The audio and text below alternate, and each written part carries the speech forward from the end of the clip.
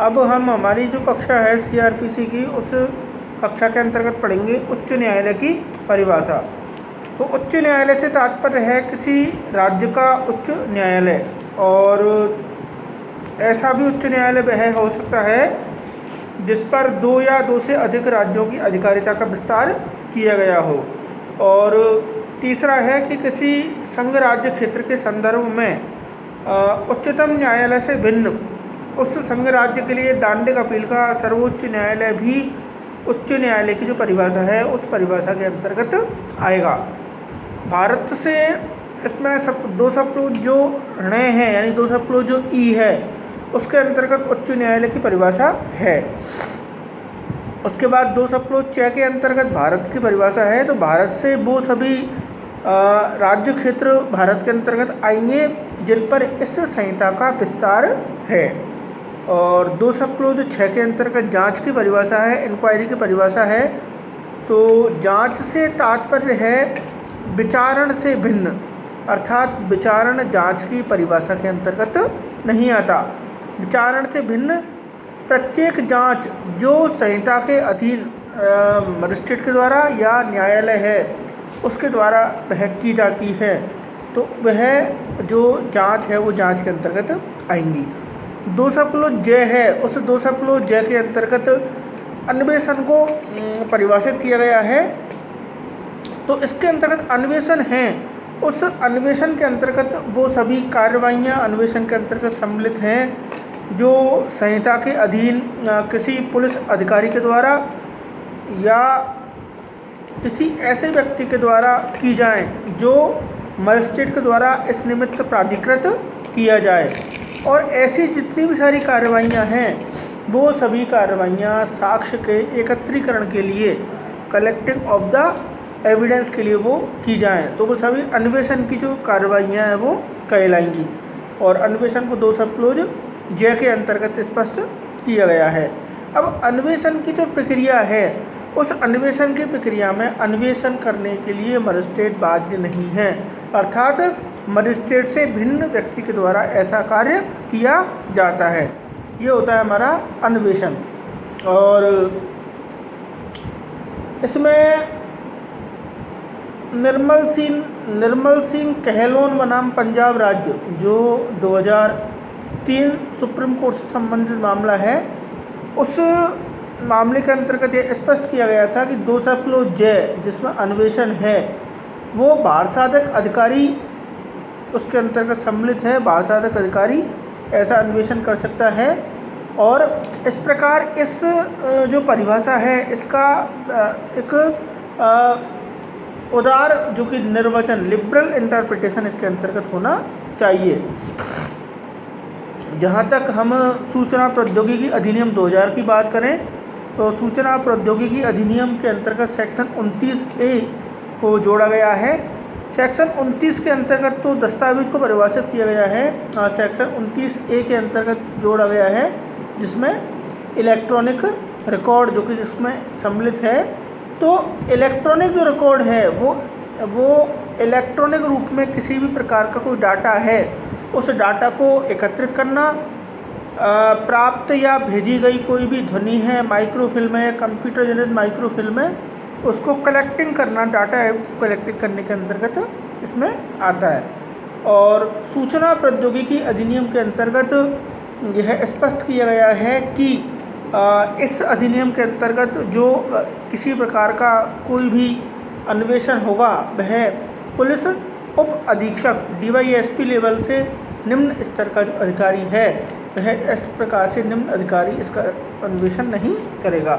अब एक डिफरेंस है जांच के अंतर्गत और अन्वेषण के अंतर्गत। तो सबसे पहला जो अंतर है वह है कि जांच है वह मजिस्ट्रेट के द्वारा या न्यायालय है उस न्यायालय के द्वारा की जाती है, जबकि अन्वेषण का जो कार्य है वह पुलिस के द्वारा या मजिस्ट्रेट के द्वारा कोई प्राधिकृत व्यक्ति है उस व्यक्ति के द्वारा अन्वेषण का कार्य वो किया जाएगा।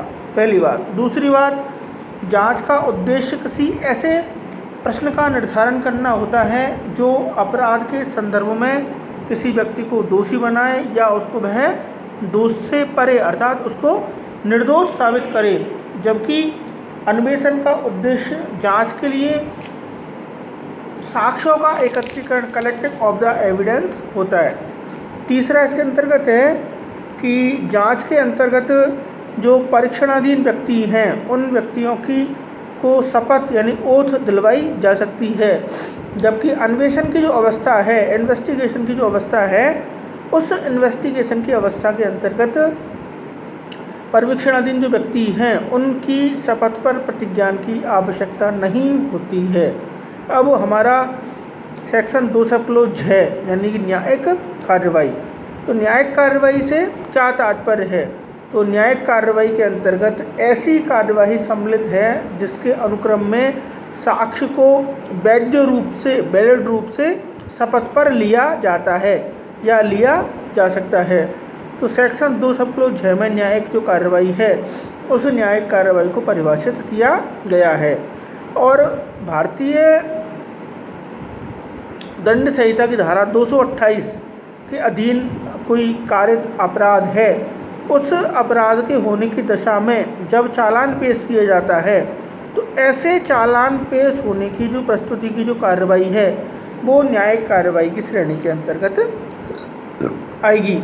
अब आता है 2 सब क्लोज ने स्थानीय अधिकारिता।